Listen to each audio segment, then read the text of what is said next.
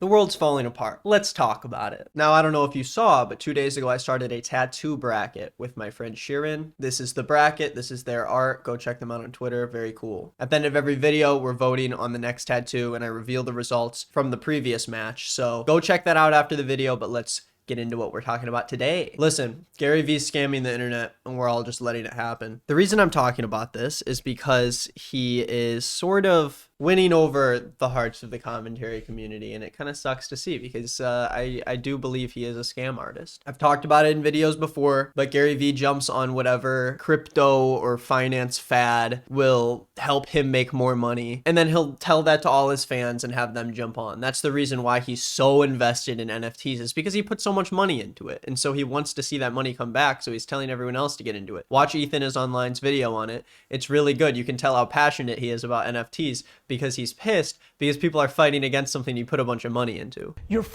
inability to understand everybody can get theirs, that we can all coexist, that NFTs can dominate. What is he saying? Gary Vee has done this for years, but especially now more than ever, he is going on different podcasts to talk about NFTs with Mr. Beast and Logan Paul. I know you're big into crypto. Yeah, crypto's been killing it, man. Especially for you. Agreed. I mean, you've been doing pretty well as well. Yeah. Well, I like the space. Gary Vee, it's like 11 p.m. just out of nowhere, just calls me and he's like, "Yo, I got like 30 people to call. Hop in." Every heavy hitter you can imagine who's worth $1 billion was on this one call, and Gary Vee is in the little corner, the little square. He's going, "Crypto punks. It's gonna be huge. It's gonna be the next Facebook." We're all of us. We're like, "Okay, Everyone's Gary." And Gary's just like, "Everyone, shut the fuck up. Here's what you're gonna do, and you're gonna do it right now. You're all gonna buy a bunch of crypto punks." I was just so pulled by his like conviction. Yeah. That I bought a bunch. Wait. Yeah, I bought quite a few. How many? I don't want to say, but You have to. No, please. You have to. I bought multiple ones. Yeah. Well,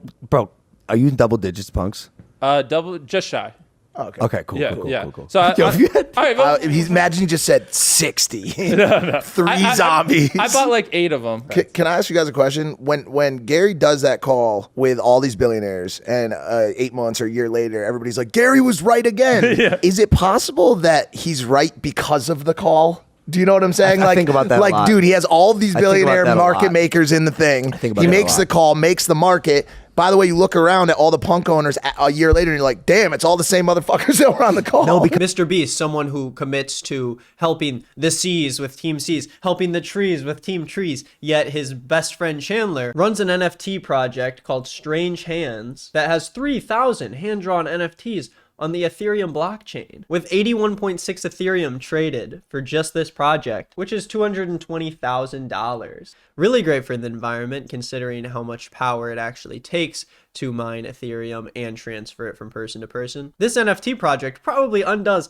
a lot of the environmental impact that Mr. Beast had in the first place and Chandler claims to have when he's planting trees and picking trash off the sea. But that's besides the point. Let's talk more about Gary Vee in the first place. So Gary Vee is a big press guy. You know, he goes from podcast to podcast, including his own, and spouts everything he talks about in a way that his fans can understand and feels like empowering and intense. He always has this vindicating way of talking that makes someone excited about whatever he's talking about. I was just so pulled by his like conviction. Yeah. That I bought a bunch. But recently, he went over on a podcast that you might all listen to and like, which is the Tiny Meat Gang podcast.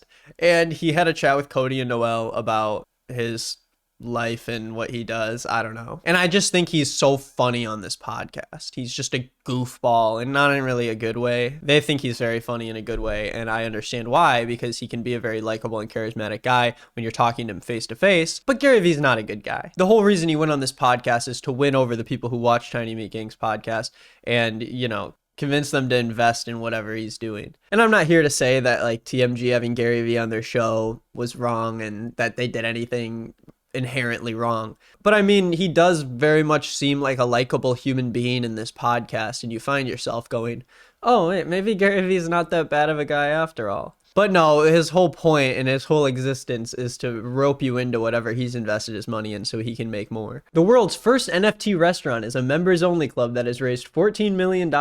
Gary Vee, founder of the restaurant reservation service Resy and an NFT advocate, plans to open the world's first NFT restaurant in New York in 2023. It will be a members-only dining club, and the membership can only be verified by using an NFT. Does that sound like something that is like an everybody's thing? No, that's for the elite. That is something that is only for rich people, and that's what NFTs are. As of the start of this year, only 400,000 people were estimated to even own NFTs. You'd think it'd be a lot more just looking at the internet and how big they've gotten recently, but 400,000 isn't really that much for something that so many people are talking about. And this isn't going to be an NFT video. I'm not reading off a script. I'm just kind of spouting whatever I want to talk about. But NFT ownership, as of the start of this year, is concentrated to just 0.1% of crypto owners. This is something that the elite, like Jimmy Fallon and Paris Hilton, are trying to get you roped into because they're making more money off of it. They're the ones that can afford thousands of dollars going towards a gross looking ape. Jimmy Fallon spent over $200,000 on an ape. Do you really think he did that because he was interested in the community? No, it's because he wanted more people to be interested in the ape so they would buy more of them and then they would give him more money before he sells it. That's why he's showing it on NBC with Paris Hilton, because he knows so many people will start talking about it that more people will buy Bored Apes, and that makes his cost a lot more. What we are watching now is the elite trying to get us normal people excited about something who don't have $200,000 to spend on an ape to spend a little money on a little ape so they can make more money. It is a scam. It is not real. And any crypto bro who tells you it is real is just falling into the hands of the elite who are trying to make more money off of them. But that's not the point of the video. It's not about NFTs. It's about Gary Vee, you stupid idiot. He goes on this podcast and he just hams it up, immediately bros it up with the guys. And he's just such a weird guy. Like, he doesn't talk like a normal person. Let's just watch this.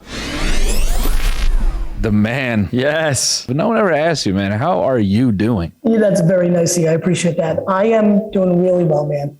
When you keep shit super simple, it kind of works itself out, you know? What does that mean? Yeah, what does that mean, Gary? Please tell me what that means. When you keep shit super simple, it kind of works itself out. I would never answer an interview question like that. When you keep shit super simple, everything just kind of works out. Huh? I think, like, I don't give a fuck about most shit. Mm-hmm. Like, how can you take that seriously? How do you watch that and you're just like, yeah, you can tell Noel just wants to laugh at him. Like, I don't give a fuck about most shit. Mm-hmm. You know, like, as long as my fucking family's healthy, like, the business stuff is like, when I was coming up, entrepreneurship wasn't even a fucking word. I never even heard it.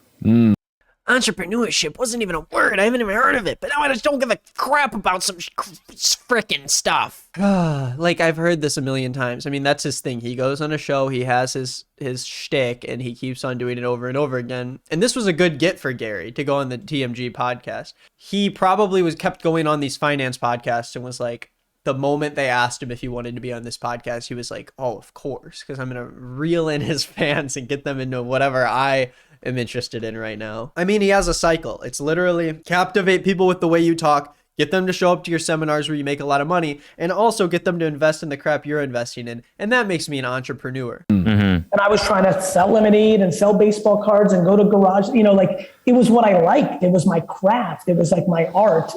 And he also turns everything into like this origin story of Gary Vee, like this movie version of who he is as a person. He grew up in this poor family with these immigrant parents, and he sold baseball cards and lemonade on the side of the street because he loved business. It's this romanticization of the perfect capitalist society where this guy who works the hardest is the most successful because he works so hard. He just works so hard. So here we go. This is likable Gary Vee here. And I have to admit, like, this interview is fun to watch. He's playing up his likability so he can get more people interested in him. And it works because he's smart. He's a smart guy. Before we go down this road, Gary, can you just make my year and say, picture swallowing a bag of nails? Can you just say that line? I need you to picture yourself swallowing a bag of nails.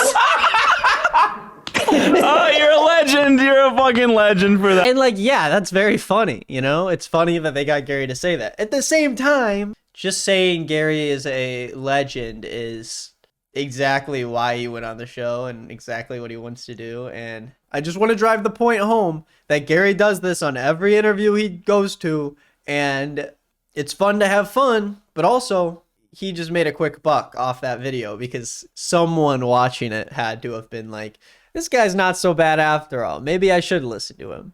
I've got a couple of seats that are my table thing. It would be a genuine pleasure Oh, hell yeah. to have dinner with you guys and chop it up and get to know each other better. And we will do it in Fly Fish Club. Fly Fish Club. Yeah, that's the NFT restaurant. Fucking thing for 20 years. So like the lack of anxiety I have that we are going to dominate the food program and that we are going to be super on point. So it'd be really fun to do that with you guys. The lack of anxiety that we're going to dominate the food program with an NFT restaurant. You understand? He's telling you that his plan is to make the new food program that the elite restaurants, you need to have fungible tokens to get in. Why? What? People already are upset that we have to have a license for this thing. We have to have a ticket for that. We got to have this registration, and we can't just have one little ID card that does it all, or like a little chip that does it all. And now we're trying to add in a fungible, no, not a fungible, a non-fungible token. It's absolutely not fungible. That's the whole point. We're trying to add in some little membership card so super rich people can go and eat at a restaurant. And not only do you have to have the money to pay for the meal, but you have to have the money to own some ugly art of some animal to be able to go there. What are the fly fish tokens gonna look like? Please tell me it's just ugly ass NFT. Oh my god, you're kidding me. It's the same. It's just a picture of a bluegill. I hope that's a bluegill or some fish person is gonna be upset with me. Okay, so if you want a ticket, it seems like the average price is around like 5 to 6 Ethereum, but it goes up from there. I'm looking at the cheapest one. Does it also depend on the seat? Like, does 989 have like not as great of a seat? The token represents your ownership of membership to our private dining club. As a Flyfish member, you will have access to our cocktail lounge, restaurant, outdoor space, and private events based on a first-come, first-served basis. As a member, you choose the table size you'd like for your reservation from 2-person to 8-person tables and are entitled to bring guests, non-token holders, to join you. Oh, so yeah, you can bring along your poor friends to join you. You get to see you have the very special 989 of 2650 that they made. They made 2650 yellowfish tuna. So there's more rare ones. 85% of people have the yellowfish tuna. I guess that wasn't a bluegill. I'm an idiot. Oh, so there's 54 kinmedai.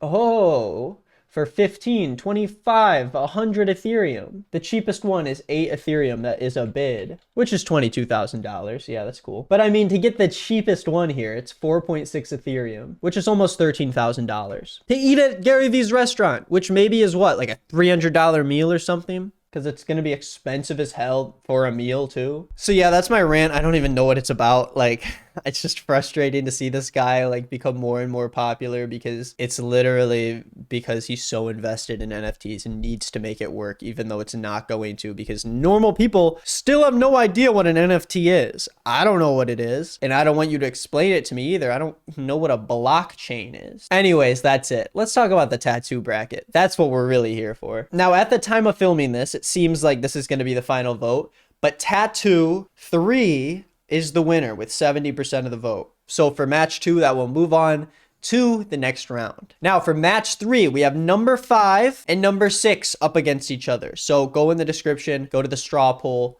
and vote for the tattoo that you like the most. I'm having a lot of fun with this. And remember, follow the artist. I'm putting their Twitter handle right here. Yes. Thanks again for watching this video. Let me know what you thought in the comments down below. And go to the description, look at my other channels. I got 4 channels. Yeah, I got 4. And go check me out on Twitter and Instagram. I complain a lot on Twitter, and I post a lot of pictures of my cat on Instagram. It's a good time. Bye.